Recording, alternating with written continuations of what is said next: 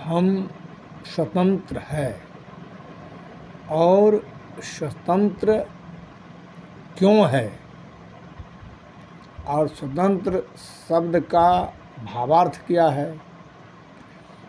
क्या हम इसलिए स्वतंत्र नहीं हैं कि हम पर कोई नियम लागू न हो। हमें दैवी नियम भी हम पर लागू है, मानवीय नियम भी हम पर लागू है। हम ये नियम के तहत अपने शरीर को, घर परिवार को, सबको ले चले।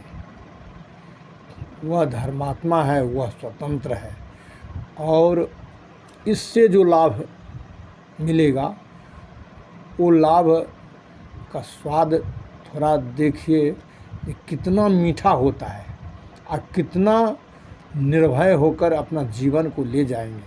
कहीं किसी का डर नहीं रहेगा, न घर में किसी का डर रहेगा और न गांव वाले को डर रहेगा गांव वाले से, और न देश में किसी का डर रहेगा, न कोई सत्ता का डर रहेगा, न ईश्वरीय सत्ता का डर रहेगा, न किसी सत्ता का डर नहीं रहेगा। जब हम अपने धर्म के अनुकूल अपने जीवन को ले चलेंगे तब हम निर्भय होकर के जी सकते हैं। इसको स्वतंत्र कहते हैं। और इसी नियम को जो उल्लंघन करता है उसको ग्रह का भी चाप मिलता है।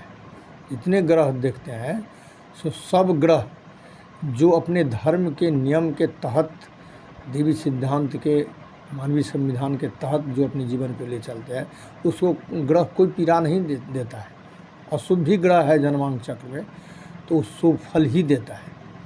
और जो ये समझता है जे हम स्वतंत्र है, हम यही ठीक है, ये गलत है, वो बिल्कुल गलत है।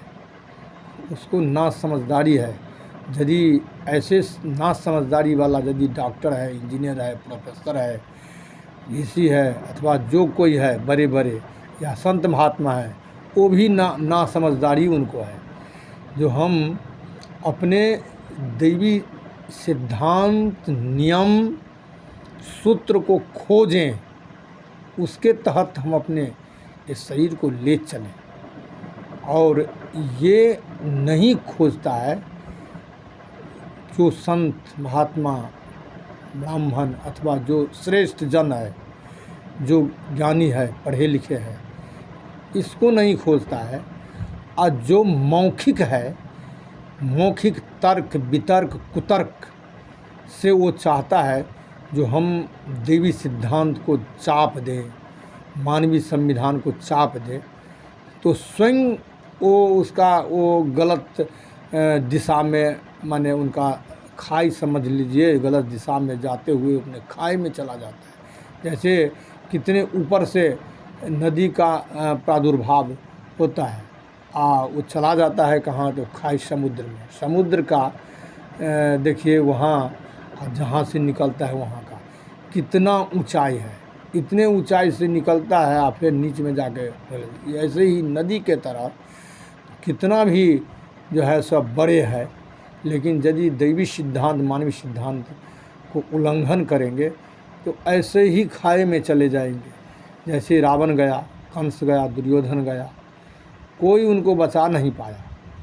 यही बात है। इसको सोच समझ करके जो अपने जीवन को ले चले जाने वाला या ले जाने वाला जो व्यक्ति है वही धार्मिक कहा गया है, और नहीं तो गद्दार कहा गया है। चाहे वो नेता हो, चाहे कोई हो, तो ज़्यादातर अभी 1000 में से रखिए जो 980 यही गद्दार ही मिलेगा। बस 1000 में 20 ही है जिस पर ये पृथ्वी भी अभी माने जल के ऊपर है, टिकी हुई है। धर्म के कारण ही ये संसार सुरक्षित है।